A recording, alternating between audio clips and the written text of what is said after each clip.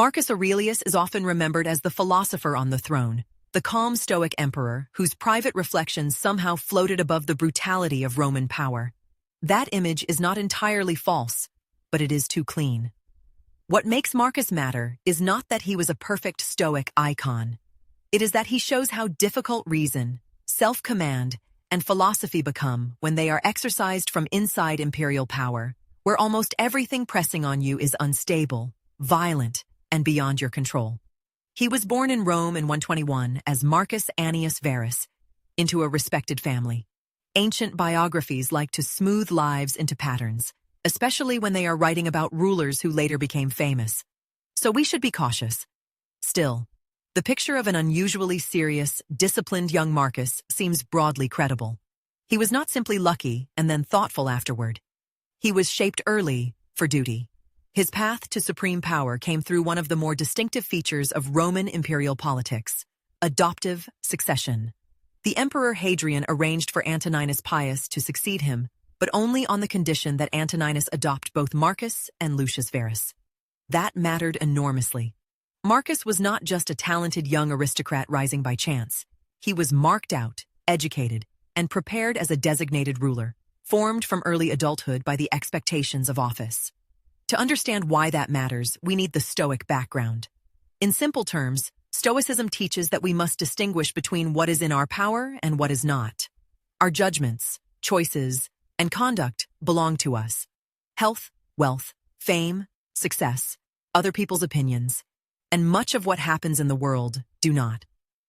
The real good, in this view, is virtue, the right use of reason and character. Everything else may be preferred or dispreferred, but it is not the foundation of a good life. That sounds demanding enough for an ordinary person. For an emperor, it is almost a contradiction in terms. An emperor lives surrounded by externals: war, prestige, loyalty, money, borders, public opinion, succession, and fear. The whole system pushes a ruler to treat these things as ultimate, because empires are built out of them. So Marcus is interesting not because Stoicism made power easy, but because power made Stoicism hard. In 161, Antoninus Pius died, and Marcus became emperor. One of his first major decisions was to insist that Lucius Verus should also be recognized as co-emperor. That move can be read not as a mere gesture of shared honor, but as an attempt to secure stability. Rome was not governed by abstract principles alone. It was governed by legitimacy, elite consent, military confidence, and precedent. Sharing formal rule may have reduced uncertainty at a dangerous moment. Danger arrived quickly. Early in their joint reign, war broke out with Parthia in the east. Lucius Verus was nominally responsible for that campaign, though the real military work was done by experienced generals. Rome won. But victory did not bring peace in the way Roman ideology liked to imagine.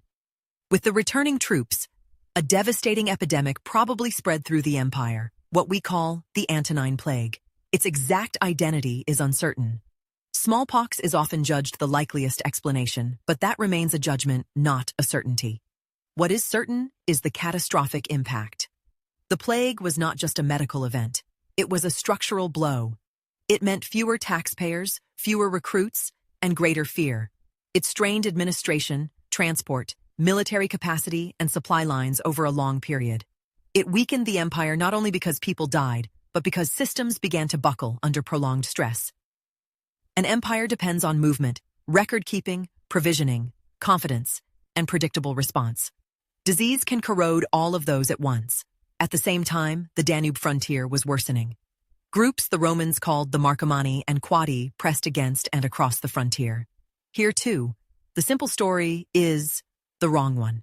This was not just civilization defending itself against savages, however convenient that frame was for Roman self-image. It is more likely that the crisis resulted from several forces converging: migration pressure, shifts in regional power, turmoil beyond the frontier, and a Rome already weakened by plague. That explanation is more complicated, but also more convincing than a moral drama of order against chaos.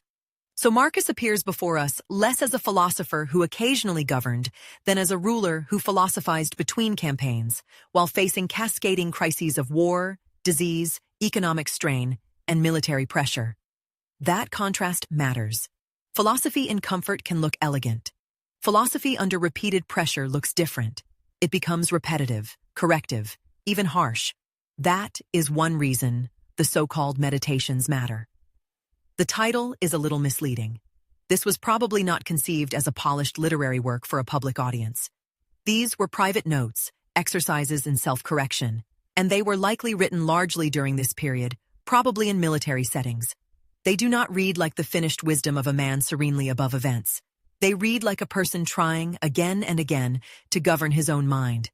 That repetitive quality is some of the strongest evidence for understanding Marcus properly. He keeps urging himself away from anger, away from fame-seeking, away from laziness, complaint, and misjudgment. If philosophy were just a performance, the tone would be different. Instead, what we see is active self-discipline under pressure. The text suggests not a saint displaying perfection, but a ruler repeatedly catching himself, correcting himself, and trying not to become worse than his position encouraged him to be. That has political significance beyond personal spirituality. Stoic self-command was not an ornament for a ruler. It was a safety measure. A person who governs an empire and treats insult as truth, fear as wisdom, or anger as justice becomes dangerous very quickly. Power magnifies impulse. If a ruler cannot distinguish emotion from judgment, everyone below him may suffer the consequences.